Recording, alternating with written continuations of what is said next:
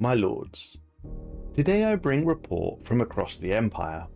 I have several entries for you, some of which appear to relate to the recent infernal species mass awakening, and will begin with the site designated From the Ashes.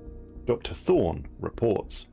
The surface of Kepler 186f, internally named Rust, is scorching hot and hostile to biological life. Images of the clearly artificial ruins have therefore caught the attention of myself and my team. I've requested an archaeological investigation to reveal who was here and what happened to them. It was quickly approved by Central Command, and thus my investigation begins. While the ruins of Rust first appear to be built of stone, excavation and analysis suggest that many of the structures in the city were made of petrified organic material comparable to wood. No source of such materials exists on the planet today, however. Smaller artifacts are built of crude metals, glass, and similar petrified organics, and we have also found fossils of native creatures that no longer exist. It appears that the civilization in question inhabited the planet at a time when its climate was much more temperate. I wonder, did they disappear long before the planet turned into its current state, or did they witness the violent transition in their final years? Several weeks have passed since my last entry. Excavation of the ruined city on Rust have revealed places of cultural importance, decorated with intricate patterns that may be a written language. Most excitingly, my team have found an underground chamber full of shelves. Each shelf contains thin sheets of bronze etched with densely packed script. Despite the inefficiency of bronze as a storage medium, this appears to be a communal archive of text. Translation attempts have begun as the archaeological teams continue to spread out through the city, but the question of the final fate of these people remains open. I'm sad to report today we encountered a somber catacomb indeed. It consisted of a network of dugout trenches with mummified alien remains resting in cavities in the wall, stacked 3 or 4 individuals high. Burial goods give us a glimpse of the technological development, such as primitive firearms, simple glass telescopes, and complex textile embroidery. Many junctions within the catacomb are guarded by statues of extinct local fauna. These creatures have round dome shells, 4 squat legs, and a small blunt head. In better preserved specimens, they are depicted hunching down, using their shell to protect them from the flame-like carvings in the material above them. The true meaning of the artwork may be lost to time, but it depicts this society's awareness of its impending fiery doom. Further excavation of the ruins, I hope, may clarify what these people were experiencing. Indeed, it took us several days to fully map this ruined city, even assisted by robotic surveyors. Our exploration, however, was not in vain. It proved that the civilization lived through the collapse of its own ecosystem, and they knew their final fiery days were approaching. Paper-based records existed before hot volcanic ashfall forced them to switch to bronze tablets, and artistic depictions of animals hiding from flame record their attempts to reckon with their own end. The excavation also uncovered a nearly perfect specimen of the catacomb's guardian statues. The flames carved above it have an internal glow, making this striking piece worthy of preservation. We have also found evidence of attempts to stop this volcanism. Roadways and broken carts demonstrate the inhabitants transported rubble to the nearest volcanic caldera, and they dumped it in to try and plug the volcano. Unfortunately, this simple people were unable to prevent their fate.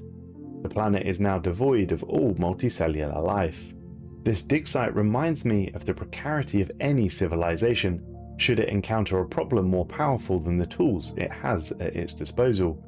A frankly tragic end, and we will do what we can to remember them. We will of course extract the intact specimen designated the infernal figurine. The stout creature with the dome shell and its 4 squat legs crouches under a stylized sculpture of fire. I hope it will bring our people unity. Moving on to the event designated Inferno Temple. Dr. Jones reports on this one. During routine surveillance of the Ferris Delta system, we identified a pre-FTL species living on a volcanic world. Scanners suggest, however, that far away from the population centers of the planet, in a range of active volcanic mountains, an ancient temple lies in ruin and disrepair. I'm taking my team down further to investigate, and it is highly unlikely that we will be discovered, as no life signs have been detected within 500 kilometers of the temple. The temple itself was scarred by signs of battle, and there were ancient remains of the local sentient species in the soil. It seems the temple was torched and abandoned. Infiltration teams within the pre-FDL cultures have noted that the locals avoid the entire area. They believe it to be cursed, and hence we assume that's why they now live so far away.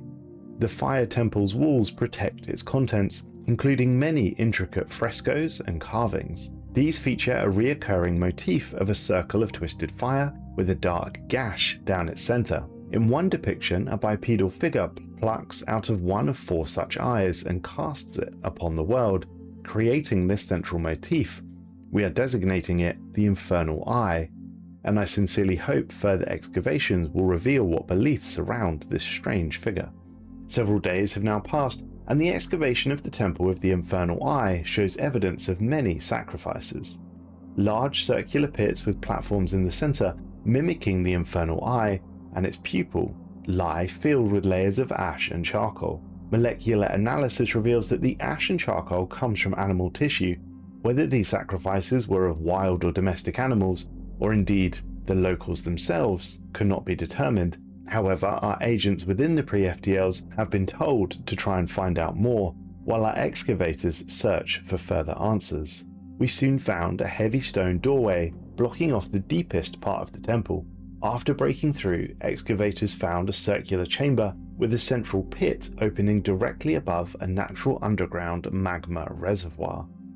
The orange light of the magma bathed the walls in a red glow, faintly illuminating inscriptions encircling the strange room. The top of the surrounding walls are studded with bright, flaming eyes. On one edge of this pit are the desiccated remains of one of the locals, broken open upon an altar shaped like the Infernal Eye. It appears that they were in fact sacrificing their own in an attempt to appease it. The text along the walls may be critical to understanding the cultural role of this temple, and we will attempt to translate it immediately. Translation of the text did not take long. The final study of the scripture in the temple's innermost chamber revealed it to be a set of prophecies relating to the return of the Infernal Eye. It speaks of the Infernal Eye growing angry at the defiance of its subjects, and in response the Eye is expected to darken the skies and erupt a specific holy mountain, cause a specific crop to wither on the vine, and more. The prophecy presents this as the end of civilization, stating that after these events, only those who submit to the Infernal Eye will survive. Our agents among the local populace have looked for cultural connections and found that this text is the source of many aphorisms and phrases in the planet's culture, as well the source text for many later stories and myths. They also believe that the mysteries practiced by their modern temples include variations on and reactions against this ancient prophecy. All of these prophesized events could be reenacted with our technology or faked with a degree of realism that these people will not be able to detect. If we were to present ourselves as the Infernal Eye reincarnate, we could demonstrate that the original prophecy was right all along, and we may be able to extract concessions and fealty from them. This would of course make them easier to absorb as a vassal in the long term. It appears that Central Command has a choice to make: reenact the prophecies or do not intervene. That does sound like it's a choice for you, my lords. What would you choose to do? Shall we attempt to demonstrate this original prophecy was right all along and dupe these people, or should we simply leave them to it? In any case, the next event to discuss concerns a newly discovered species, designated Desertlings. Dr. Roberts reports aboard the Magellan. We have found life on Aridos Ceti 5. Vast non-sapient herds of small mammals roam across the entire planetary surface. Their population, labelled Desertlings by the crew, appear to be increasing at an alarming rate. Scans suggest the planet is already beyond its capacity to cope with such numbers, and the ecosystem is deteriorating rapidly. We will investigate why this is happening, but also why now. It took several days of observation. Despite the ubiquitous nature of the species, there is a striking absence of matching fossil records. These ecological interlopers have caused an extreme environmental damage over a short period of time. and they were most likely transported here by an outside actor. The pressing need for intervention has become abundantly clear. Without action, these creatures will destroy what remains of the planet's natural ecosystem. I requested for opinions on next steps, and the team came up with several options, including adopting and shipping out the creatures to other worlds across the Empire, enacting population controls via hunting and purging, attempting to genetically modify them to curb growth, adopting them as livestock and using them for food, adopting them as potential slave beasts, or simply save the planet just by exterminating them entirely. Several members of the crew pushed heavily for population controls, as it was fairly obvious whatever we chose, a drastic solution was required. And I, perhaps, cheated. I suggested to the crew that we could choose two options. We would take several creatures aboard our vessel and attempt to genetically modify them to slow their breeding tendencies, but we would also keep a proportion of these creatures as pets, thus saving their race, regardless what happens on this planet.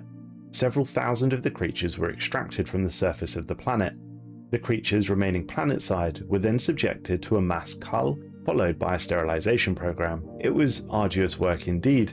Nevertheless, we managed to drastically reduce the population of the breeders and re-released a portion of now modified Desertlings back on the planet.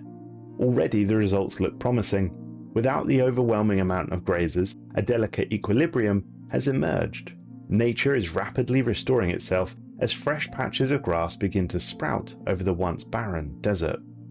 We did, however, keep a significant number of creatures aboard to take home with us. This, as it turns out, was a wonderfully successful decision.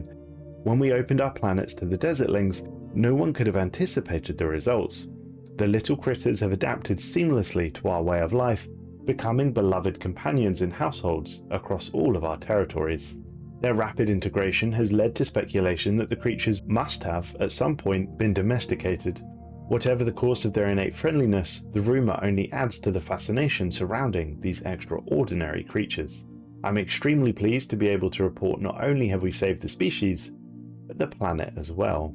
And finally, my lords, we have the event Stasis Prison, a colony event. This report was written by the planetary governor, a Mr. Richards.